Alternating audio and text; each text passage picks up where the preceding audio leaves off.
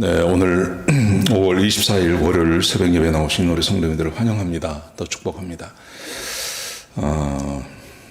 지난 토요일 날 교회에 오셔서 많이 이렇게 오셔서 교회 청소해 주시고 또 교회를 오픈할 수 있도록 도와주셔서 감사를 드립니다. 말씀드린 것처럼 다음 주죠. 6월 6일 날 우리가 함께 예배드리기를 원합니다. 오는 주일이 아니라 그 다음 주일 6월 첫 주에 예배드리기를 원합니다. 그래서 1부 예배, 2부 예배, 3부 예배가 있습니다. 1부 8시, 2부 9시 반, 3부 11시 그렇게 예배를 드립니다. 좀 기도하시고 준비하시고 그렇게 해서 예배에 참석해 주시기 바랍니다. 네, 우리 말씀 나누기 전에 공동기도 제목으로 기도하는 시간 갖도록 하겠습니다. 기도하시겠습니다. 홍석가 집사의 암을 치료해 주십시오. 배옥준 집사의 뇌졸중을 치료해 주십시오. 언어가 회복되고 오른쪽 팔다리에 힘이 생겨나도록 해 주십시오. 과간나 집사의 허리를 치료해 주십시오. 고나다 집사가 다시 걷도록 해 주십시오. 오기선 어린이가 회복이 잘 되게 해 주십시오. 강봉 장로의 임파선암을 치료해 주십시오. 김경수 집사의 당뇨를 치료해 주십시오. 우한 폐렴으로부터 우리를 지켜주십시오. 예수님의 이름으로 기도합니다. 아멘. 오늘 본문의 말씀은 출애굽기 21장 12절에서 27절까지 말씀입니다. 하나님께서 지난주에 우리가 함께 봤을 때 십계명을 주셨습니다. 그런데 그 십계명의 내용은 굉장히 간단하죠.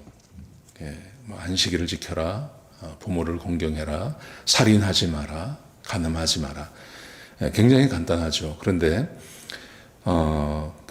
특별히 살인에 대해서는 살인은 굉장히 복잡합니다. 이게 뭐 의도도 있고요. 그 다음에 결과가 다르기도 하고 또 사람을 실수로 죽이기도 하고 또 의도적으로 사람을 죽이기도 하고 또 누구를 죽이냐가 다르고 또 사람이 사람을 죽이기도 하고 동물이 사람을 죽이기도 하고 그러니까 살인에 대한 것은 굉장히 복잡하죠. 그래서 하나님께서 오늘 본문의 말씀에서는 그 제6계명 6번째 계명인 살인하지 말라는 그 말씀을 굉장히 풀어서 이렇게 하나하나 아주 자세하게 설명을 하고 계십니다. 그 설명을 가만히 보면 그 의도를 알 수 있습니다. 하나님의 의도가 뭔지를 알 수 있습니다. 하나님의 의도는 이런 것입니다. 이웃과 평화롭게 지내라는 것입니다. 어떻게 하면 이웃과 평화롭게 지내고 그리고 사람의 생명을 소중히 여기며 이웃과 평화롭게 지낼 수 있는지를 가르치고 있습니다. 이 말씀을 읽어보면 하나님께서 주신 율법을 읽어보면 이런 내용입니다. 책임을 다하는 것입니다. 그리고 어디에도 억울한 사람이 없도록 하는 것, 그게 하나님께서 주시는 율법의 목적입니다. 이웃과 평화롭게 지내기 위해서는요, 책임을 다해야 됩니다. 자기 책임을 다하는 것이 필요합니다. 그 다음에 억울한 사람이 없어야 됩니다. 그러면 이웃과 평화롭게 지낼 수 있습니다. 오늘 그 살인에 대한 말씀을 한번 같이 한번 보시겠습니다. 자, 12절에 보시면 이렇게 말씀하십니다. 사람을 때려 죽였을 경우는 죽이라고 말합니다. 죽이라. 의도적으로 사람을 때려서 죽이는 것 말하죠. 죽을 때까지 뭐 한 방에 사람이 죽겠습니까? 사람을 죽이려면 얼마나 많이 때려야 되겠습니까? 그러면 죽이라고 말합니다. 그런데 그 다음 말씀 13절에 보시면 사람을 실수로 죽일 경우, 예를 들어 같이 일을 하다가 도구를 떨어뜨렸는데 그 도구에서 사람이 죽을 수 있습니다. 이럴 경우에는 어떡하냐 하면 이 사람은 하나님께서 정하신 곳으로 도망을 가라고 합니다. 그러니까 초기에는 이게 성소였습니다. 성소가 있는, 성막이 있는 제단으로 도망을 가고, 그러니까 후에는 이게 도피성이 되는 거죠. 초기에는 하나님의 성막이 있는 성막으로 도망을 가고요. 두 번째는 도피성으로 가라. 실수했을 때 정당한 재판이 끝날 때까지 사람을 죽이지 못하는 거죠. 자, 그렇게 말씀하시고요. 그 다음에 미리 계획해서 사람을 죽였을 경우에는 실수를 가장한다 하더라도 성막에 가 있다 하더라도 그 성막에 있는 사람을 데려다가 그 사람을 죽일 것을 명령하십니다. 그러니까 하나님께서 좋은 법을 만들어 놓으시는데 그 좋은 법을 악용하지 못하게 하는 거죠. 미리 계획적으로 죽여놓고 실수로 죽였다 그러고 성막에 도망가 있으면 그 얼마나 억울하겠습니까? 그 법을 악용하는 거잖아요. 그러니까 하나님께서 그 사람은 데려다가 죽이라 그렇게 명령을 하십니다.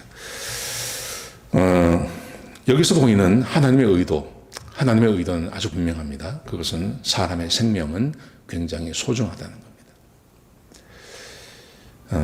이게 모세 때니까 BC 2000년입니다. 지금으로부터 거의 4000년 전입니다. 여러분 생각해 보십시오. 불과 100년 전에 우리 한국에서 무슨 일이 있었는지, 조선시대 때요.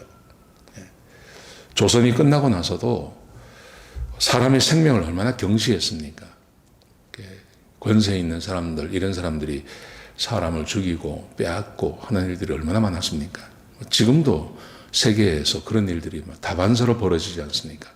근데 하나님께서는 사람을 그렇게 하지 않으셨다는 거죠. 사람의 생명이 얼마나 소중한지를 하나님께서 가르치고 계신 것입니다. 자, 그 다음에 보시면 아버지나 부모를 때려 죽였을 경우 반드시 죽이라고 말씀하십니다. 반드시 죽이고, 사람을 유괴했을 경우, 그게 부녀자도 될 수 있고 아이도 될 수 있고, 유괴했을 경우에는 유괴했었을 경우에는 어떤 경우에도 사람이 살아있든 유괴를 당한 사람이 살아있든 상관없이요, 무조건 사람을 죽이라고 말합니다. 유괴한 사람을 죽일 것을 명령하십니다. 그리고 아버지와 어머니를 저주한 자 죽이라고 말합니다. 사람의 생명이 그만큼 중요하다는 것입니다. 중요한 것을 가르치고 계십니다. 자, 그런데 그 다음에는 이렇게 말씀하세요. 이제 죽이지는 않았지만 살아있을 경우, 두 사람이 다투다가 싸움을 하다가 돌이나 주먹으로 다른 사람을 쳤습니다. 근데 이 사람이 죽지는 않았습니다. 살아있습니다. 그때는 어떻게 해야 되냐면 치료비를 당연히 물어줘야 되고, 그리고 그 사람이 맞아서 일하지 못한 것에 대해서 손해를 배상하라고 말합니다. 치료비와 손해를 배상하라. 그러니까 이게 이웃과 갈등이 없는 겁니다. 힘 있는 사람이 두들겨 패면 힘 없는 사람은 그냥 맞고 끝나느냐, 그게 아니라는 거죠. 그게 아니라 치료비를 물어줘야 되고 손해를 배상해줘야 된다. 하나님께서 이렇게 말씀하십니다. 이웃과 평화롭게 지내는 법에 대해서 말씀하고 계시는 것입니다. 자, 주인이 종이 때렸습니다. 주인이 종을 때려 죽였을 경우에는 그 주인이 반드시 벌을 받아야 됩니다. 근데 주인이 종을 때렸는데 그 종이 하루나 이틀 동안 살아 있었다면, 그러면 주인은 벌을 받지 않는다. 그러니까 지금 생각에는 좀 이해가 되지 않습니다. 근데 하나님께서 그렇게 말씀하십니다. 그 다음에 임신한 여인에게 해를 끼쳐서 유산이 되었어요. 유산만 된 겁니다. 여인은 살아 있습니다. 그랬을 경우에는 그 남편이 요구하는 돈을 줘야 된다. 태 중에 아이가 죽었을 경우에는 그 돈으로 그것을 갚으라, 그렇게 말씀하십니다. 근데 그 임신한 여자가 다쳤어요. 아이도 죽었고 그 다음에 임신한 여자도 죽었어요. 그럴 때는 어떻게 하냐면 이렇게 말씀하세요. 23절부터 25절까지 말씀해 보시면 그 유명한 말이 나옵니다. 눈에는 눈으로, 이는 이로.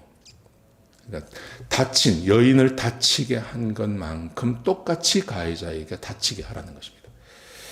그래서 목숨은 목숨으로, 눈은 눈으로, 이는 이로, 손은 손으로, 발은 발로, 화상은 화상으로, 상처는 상처로, 멍은 멍으로 갚아야 한다. 여인이 다친 대로 그렇게 갚아주라, 이렇게 말하죠.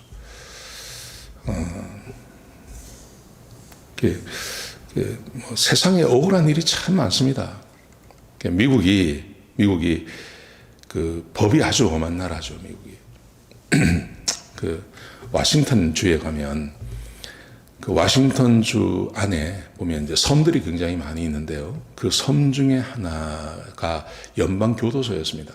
근데 연방 교도소로 있던 그곳을 좀 변경을 시켜서 연방 교도소는 폐쇄가 되었는데, 그 연방 교도소 안에다가 무엇을 만들어 놓았냐 하면 성폭행을 한 사람들, 성폭행을 했는데 이게 이제 심리학자들이나 의사들이나 이런 사람들이 판단했을 때 이거는 질병이다. 한 번으로 끝나는 게 아니라 이 사람은 소아성애자라든지 아니면 아주 중증의 성폭행을 할 수 있는 사람들은 형을 다 산 다음에도 사회로 복귀를 시키지 않고 그곳에 살게 하는 거예요. 미국이 굉장히 엄하죠. 굉장히 엄한 법을 가지고 있는 겁니다. 그래서 우리 한국 같은 경우 뭐 조두순 이런 사람들 있지 않습니까? 뭐 굉장한 아이들을 뭐 이렇게 성폭행하고 막 이런 사람들, 그 사람들 그냥 뭐 형도 별로 살지 않죠. 그리고 나와서 그냥 살지 않습니까? 그런데 미국은 없다, 그런 거 없다는 거예요. 성애자, 그리고 아주 병적으로 성폭행을 하고 성범죄를 저지를 수 있는 사람들은 워싱턴주 같은 경우에는 그 주 안에 있는 교도소에서 자기 형기를 다 마친 다음에도 사회로 복귀를 시키지 않고 그곳에 살게 한다. 거기 그냥 살게 하는 거예요. 죄수는 아니지만 거기서 살도록, 사회에 못 돌아오게. 왜냐하면 그렇게 하면, 돌아오면 다른 사람이 또 피해를 받을 수 있으니까요. 굉장히 엄한 법을 시행하는 겁니다. 그래서 미국이 이 정도 유지가 되는 겁니다. 우리가 외국인이지만 미국에 와서 이렇게 살지 않습니까? 큰 차별 없이 그렇게 살고 우리 아이들이, 우리 자녀들이 뭐 대학에 가고 직장을 잡고 하는데 뭐 차별이 있다 하고 하지만 그래도 이렇게 살 수 있는 것, 그게 저는 그 법 때문에 그렇다는 거죠. 근데 그 법의 정신이 어디서 왔냐 하면, 미국의 이 법의 정신이요, 이 유럽이나 미국의 이 법의 정신이 어디서 왔냐 하면 그게 성경에서 온 겁니다. 아주 강력하게 법을 시행해서 피해자가 나지 않도록, 그리고 억울한 사람이 생겨나지 않도록 그렇게 하는 것입니다. 자, 그래서 26절에 보시면요, 이런 말씀이 있습니다. 주인이 종의 눈을 쳐서, 주인이 종의 눈을 때려서 그 눈이 멀게 되었다면 종에게 자유를 주라, 이렇게 명령합니다. 주인이 종의 이를 부러뜨렸다면, 때려서 이를 부러뜨렸을 경우에도 종에게 자유를 주라, 이렇게 말합니다. 그래서 억울한 사람이 생겨나지 않도록, 그리고 법을 잘 지키면, 법만 잘 지키면 그 사회가 평화로운 사회가 되도록 하나님께서 그렇게 법을 주시는 것입니다. 여러분, 이것을 우리의 영적인 삶으로 적용해 본다면요, 하나님과 평화롭게 사는 법이 뭐라고 생각하세요? 이웃과 평화롭게 살기 위해서는 법을 지켜야 됩니다. 억울한 사람이 생겨나지 않아야 됩니다. 그리고 평화롭게 지내기 위해서는 법을 지켜야 됩니다.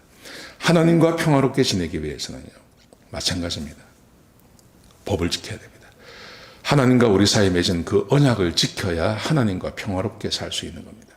생각해 보십시오. 이 언약이 없다고 생각해 보십시오. 우리는 하나님을 잘 모릅니다. 하나님의 마음도 모릅니다. 하나님께서 마음대로 하십니다.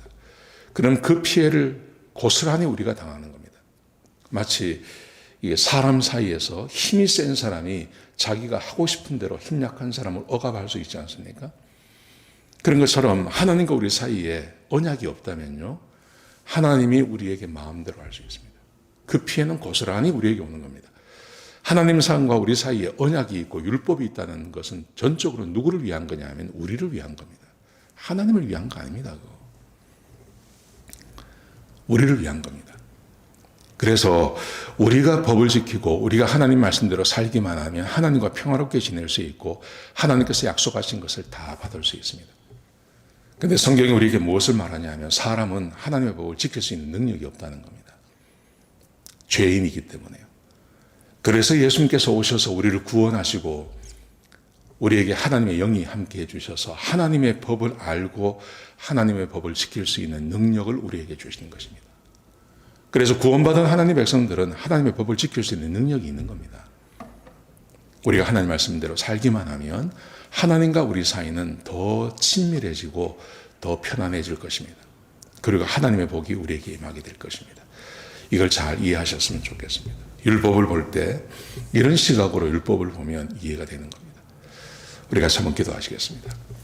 아버지 하나님, 귀한 말씀 주셔서 감사드립니다. 하나님, 우리가 주의 법을 지켜서 이웃과 화평하게 지내는 것처럼 우리가 하나님의 법을 지켜 하나님과 화평하게 지내는 주의 백성들이 되게 인도하여 주옵소서. 주님 감사합니다. 예수님의 귀하신 이름으로 기도드렸습니다. 아멘.